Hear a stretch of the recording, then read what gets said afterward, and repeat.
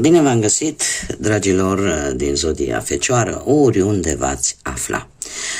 Azi, iată-ne din nou la o nouă lectură generală pentru perioada cuprinsă între 22 septembrie, 30 septembrie inclusiv, așa că toți cei care aveți Soarele, Luna, Venus, Ascendentul sau oricare alt aspect astral important pentru voi din harta voastră natală și care are legătură cu Zodia Fecioară, atunci această lectură este de asemenea și pentru voi. Ca de fiecare dată, nu uitați, voi prin alegerile și deciziile voastre vă construiți propriul viitor. Este o lectură foarte generală, așa că vă rog să luați decât acele mesaje care vor rezona cu voi. Restul lăsați-le să zboare în univers, pentru că sigur sunt pentru alte energii care într-o mai mică sau mai mare măsură au o legătură cu Zodia Fecioară. Înainte de a începe lectura propriu-zisă pentru voi, dragilor, am de transmis un mesaj unei așa zise doamne, pentru că o doamnă nu se are un comportament de genul ăsta, sau nu în adevăratul sens al cuvântului, Daniela W. Draga mea, hai siktir în turcă înseamnă m-am săturat. Nu știu dacă tu ai luat-o neapărat că ai vrut să mă jignești, dar, așa cum te-am avertizat în urma primului mesaj, că vei suporta consecințe pentru că nu poți să arunci cu venin și nu poți să vorbești cum îți dă la gana sau cum îți vine ție, da? Cu oricine, fără să suporți anumite consecințe. Așa că, pe cale publică, îți comunic, draga mea, că dacă nu te vei opri, deja am anunțat YouTube-ul, trebuie să înțelegi un lucru, ești pe teritoriul meu, nu-ți plac lecturile mele, nu, eu asta nu înțeleg, dom'le, nu vă plac, schimbă, fratele meu, canalul. Nu e nevoie să mă împroși pe mine cu mizeriile tale, cu frustrările tale, cu veninul pe care îl țin interior, pentru că așa-ți vine ție. Eu aici vorbesc cu respect, tratez cu respect, nu-mi place să folosesc cuvinte ofensatoare față de nimeni, da? Așa că nu am nevoie, chiar nu am nevoie de specimene ca dumneata. Deci, un avertisment, nu te vei opri, s-ar putea să te trezești că trebuie să-ți faci un alt cont de YouTube.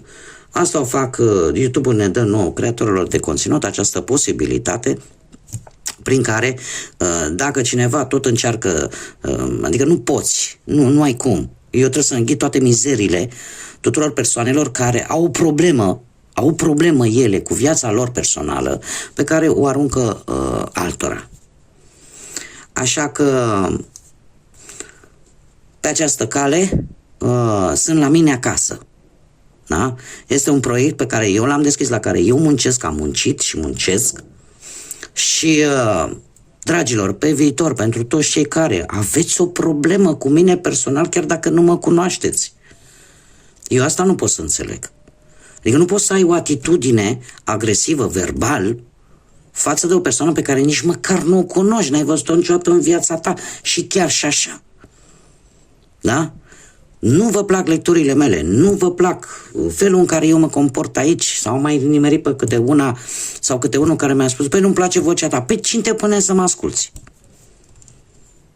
Deci este simplu, dragilor, mereu vă spun, aveți posibilitatea de a lua decizii, de a face alegeri, da? Este liberul arbitru care ni l-a dat Dumnezeu și pe care trebuie să-l folosim, nu? Dar cel puțin, dacă nu poți face bine unui om, nu-i face rău gratuit. Atât de simplu este. Atât de simplu. Și asta este ca o avertizare și pentru viitor, pentru alții care mie îmi pare rău de ei, vă spun cinstit. Eu îi compătimesc. Pentru că ori n-au capacitatea de a merge înainte, de a trece peste anumite frustrări, ori pur și simplu nu pot. Dar chiar și așa, nu sunt obligată să suport toate mizeriile tuturor persoanelor care, pentru că așa vor ei, sau ele, împroașcă cu noroi. Și cu asta am încheiat pentru că îi dau prea multă atenție, nu vreau să o fac nici vedetă pe această individă. Și haideți să vedem, deci chiar închei acest lucru, îndemnul meu pentru toată lumea este: nu puteți face un bine, cel puțin nu faceți rău, pentru că karma funcționează, dragilor. Din sanscrită karma, asta înseamnă, tradus pe românește, e vorba de energie. Energia pe care tu o emani va veni înapoi de 2-3 ori mai mare. Că nu poți să semeni grâu și să culești porumb. Ceea ce semeni, ceea ce emani în societate, în univers, unde vreți voi, la un moment dat se va întoarce și se va întoarce cu o încărcătură foarte mare. Bun, haideți să vedem acum ce ne spune Lenormand, dragilor, pentru voi. Și în mare parte, trebuie să vă spun că veți primi un document important pentru clarificarea unui dosar, care poate să fie ori dosar de pensionare, ori, în general, e legat de o perioadă foarte lungă de timp. Ceva, nu știu, mult aș crede, ori o situație care durează de foarte multă vreme și în sfârșit apar vești în această perioadă, apar documente, apar decizii importante, lucruri pe care voi e posibil să nu le fi știut, dar care, cum am mai spus, au legătură cu ceva petrecut de multă vreme. Și e ceva de care voi aveați nevoie pentru a vă regăsi liniștea, pentru a vă regăsi bucuria într-un fel sau altul. Că poate să fie o diplomă pentru unii dintre voi, vești vis-a-vis de o diplomă de care aveți nevoie, sau poate să fie ceva la care voi nici măcar nu v-ați fi gândit, adică nu vi s-a spus. Dar într-un fel sau altul apare aceste vești, aceste noutăți. Haideți să elaborăm un pic și să vedem ce ne spune tarotul pentru dragii mei din Fecioară în perioada 22-30 septembrie.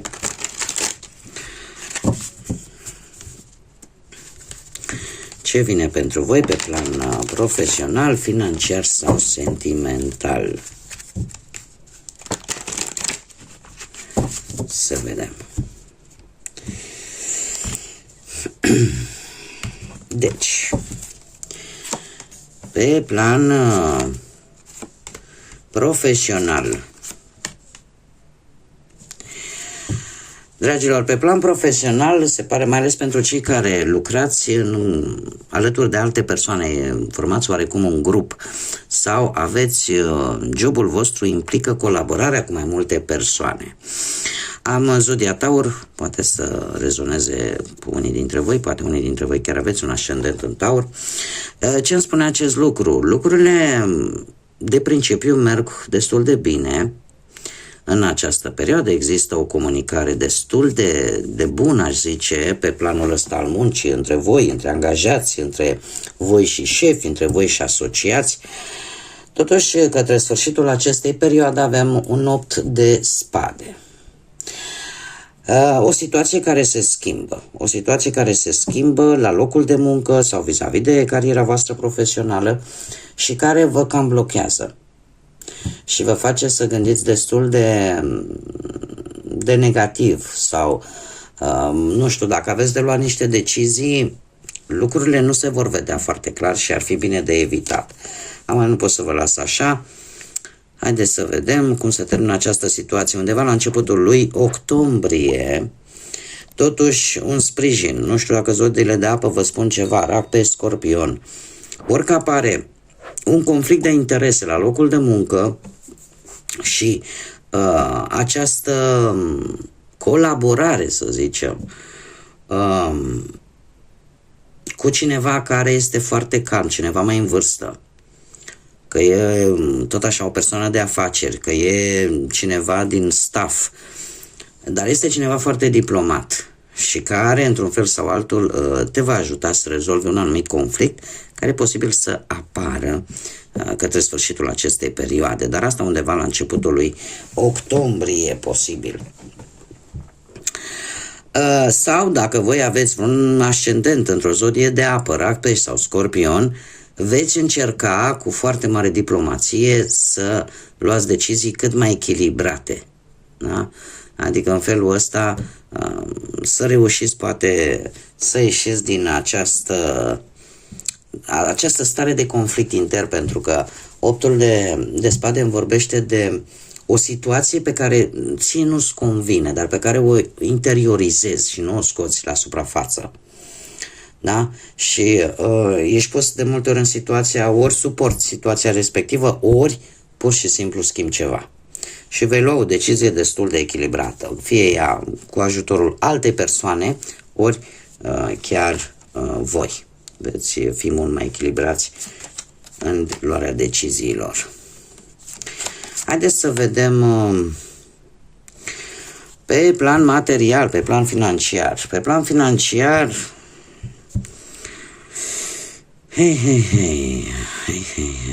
zodia Gemeni are o anumită legătură posibil și aș spune că ori aveți istețimea de a obține un beneficiu temporar, asta ce înseamnă? Pe o scurtă perioadă de timp să obțineți niște bănuți și în felul acesta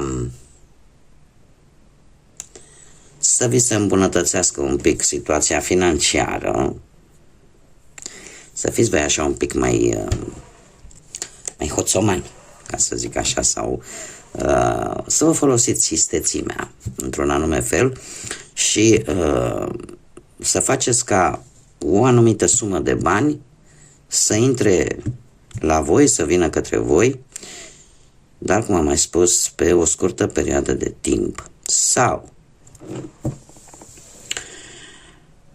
ar mai fi un lucru cu acest 7 de spade.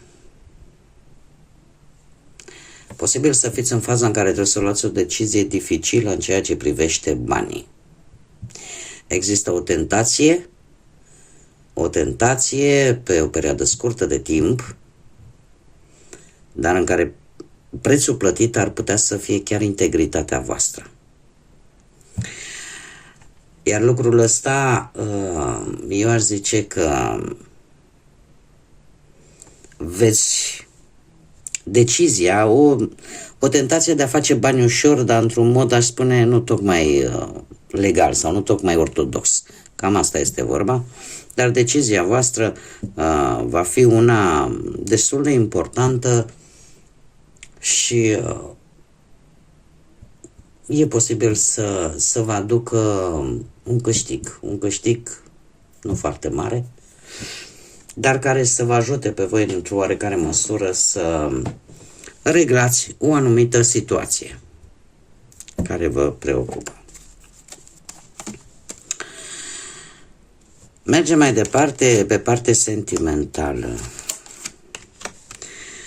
Pe partea sentimentală, foarte interesant, se repetă, nu cred așa ceva, foarte rar se întâmplă și atunci când se întâmplă este într-adevăr o raritate.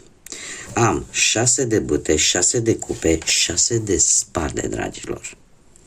Pentru cei care sunteți deja într-o relație, aici oricineva dă pe din afară de foarte mult orgoliu. Unul dintre voi este cineva cu care posibil voi să fiți de foarte, foarte multă vreme. Dar către sfârșitul acestei perioade, cumva lucrurile se mai încearcă o dată, se mai încearcă o reînviere, o retonificare a relației. Vis-a-vis de repetarea acestui număr 6. În general, numărul 6 este un număr echilibrat. Un număr destul de armonios. De ce? Pentru că cumva lucrurile sunt sunt relativ egale. De ce? Apare necesitatea, domne, trebuie să distrug ceva nefolositor și în același timp trebuie să construiesc ceva nou. Da? Apare acea echilibrare, acea balanță. Există dorința foarte mare pe plan emoțional, pasional și vis-a-vis de gândurile voastre, vis-a-vis de realitatea pe care o trăiți, există nevoie de foarte mult echilibru din partea voastră. Vă doriți acest echilibru. Vreți cumva într-un fel sau altul, atât pe comunicare, cât pe vindecare de emoții, cât pe partea asta chiar și financiară, da, pentru unii dintre voi, spirituală, există acea nevoie de ca lucrurile să devină mai echilibrate, ca lucrurile să devină mai armonioase. Avem, desigur, acest 6 de bâte îmi vorbește de o anumită, în acest context, îmi poate vorbi de foarte mult orgoliu, de foarte multă mândrie. Nu știu dacă e de la voi, dacă e de la persoana cu care voi sunteți. Există o nostalgie a trecutului. Există cu acest 6 de cupe o reîntoarcere oarecum în trecut. E posibil pentru unii dintre voi să aibă legătură ori cu relația voastră care durează de foarte multă vreme, ori pur și simplu cu apariția unei energii din trecutul foarte îndepărtat. Ce este foarte clar că spre sfârșitul acestei perioade, cu acest 6 de spade, voi ori veți încerca să călătoriți, tocmai pentru, cum am mai spus, pentru a reînvia relația, pentru a o retonifica, ori pur și simplu încercați oarecum să lăsați toate aceste lucruri cumva în urmă. Încercați să nu vă mai gândiți la ele. E posibil ca apariția unei energii într-o modalitate foarte bruscă, poate în viața voastră, să vă schimbe un pic poate modul în care gândiți, modul în care vedeți relația în sine. Și e posibil să fie vorba despre cineva dintr-o zodie de aer, Gemeni, Balanță, Vărsător, cineva care eu aș spune că vine în întâmpinarea atitudinii voastre, acțiunii voastre, pentru că voi vreți știți cum e? Haideți să o luăm de la început, dar să o luăm mult mai înțelept. Și vine în întâmpinarea voastră. Da? Pentru că mie, Cavalerul de Spade, îmi vorbește de o nouă reîmpăcare, mai ales pentru cei care ați fost distanțați. Și asta se va întâmpla în ultimele zile din septembrie, primele zile din octombrie. Și foarte multă hotărâre din partea voastră. Poate că aici au fost vorba de foarte multe orgolii, poate chiar și din partea voastră și din partea persoanei de lângă voi. Orgolii care, știți cum e, că dacă sunt două pietre tari e complicat. Dar decizia voastră este una care este primită, ca să zic așa, cu brațele deschise de către persoana voastră de interes. Mergem mai departe. Cei care sunteți singuri. Dragilor, voi sunteți într-un moment, din punct de vedere spiritual, foarte profund. Am de asemenea o altă zodie de pământ, zodia Taur.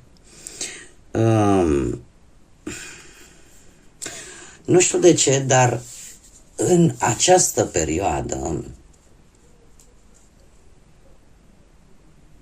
nu știu, sunteți mai atractivi.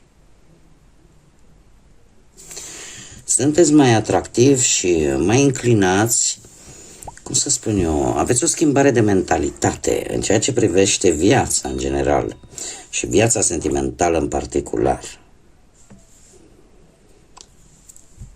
Au fost și sunt lucruri pe care nu le arătați public,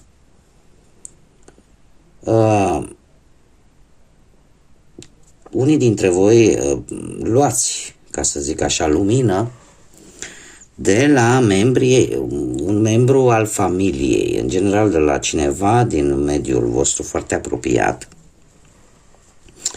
Și eu spune că aceste sfaturi pe care voi le luați de acolo vă pot aduce lucruri pozitive.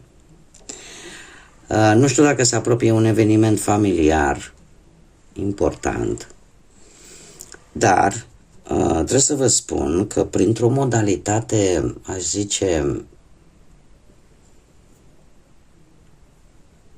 sunt șanse mari, dragilor, să cunoașteți pe cineva prin intermediul familiei, cineva cu aceleași gândiri tradiționaliste, la fel ca și voi. Este cineva care cumva merge pe aceeași lungime de undă cu voi și pe care sunt mai șanse să o întâlniți la un eveniment important, care poate să aibă legătură cu familia voastră, cu cineva din membrii familiei sau cu cineva foarte apropiat vouă. Voi ați avut o perioadă foarte bună, destul de închiși, destul de... nu v-ați afișat foarte tare sau nu v-ați spus, a spus lumii decât ce trebuia să știe. Și în următoarea perioadă se pare că vine această șansă pentru voi de a cunoaște pe cineva. De a cunoaște pe cineva care are aceleași principii de viață vis-a-vis de relație ca și ale voastre. Haideți să vedem care e mesajul pentru voi, dragilor, din Fecioară în perioada 22-30 septembrie. Care este mesajul pentru voi? Reușite, dragilor, voi și cu Zodia Leu e același mesaj. Ce ne spune? Avem 13, numărul 13 sau numărul 4, care ne vorbește de echilibru, de stabilitate. Da? De stabilitate și de faptul că de asemenea vorbește de cineva la distanță. Cineva care, într-un fel sau altul, încearcă așa să aibă grijă poate de voi. Aparte, avem reușite, un progres pozitiv, personal, care va apărea în viața voastră în această ultimă perioadă din luna lui septembrie. Așa că e de bine. E de bine. O reușită, într-un fel sau altul, poate să fie legată, cum am văzut, de ceva important, de ceva pentru care voi v-ați bătut o lungă perioadă de timp, dar va fi ceva strict pentru voi. Da? La nivel personal, o reușită la nivel personal. Bun, dragilor, cam atât am avut pentru voi pentru această ultimă perioadă de septembrie. Vă mulțumesc pentru atenție.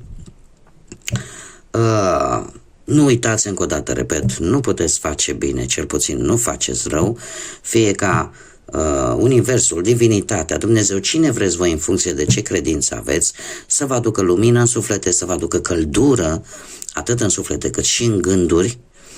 Și nu uitați că, așa cum am mai spus încă la început acestei lecturi, nu putem, ceea ce semănăm mai vom culege. Eu vă doresc tot binele din lume, să aveți un final de septembrie cât mai liniștit, cât mai plin de tot ceea ce voi vă doriți și simțiți că vă împlinește. Până la următoarea lectură, numai bine și să fiți iubiți, dragilor!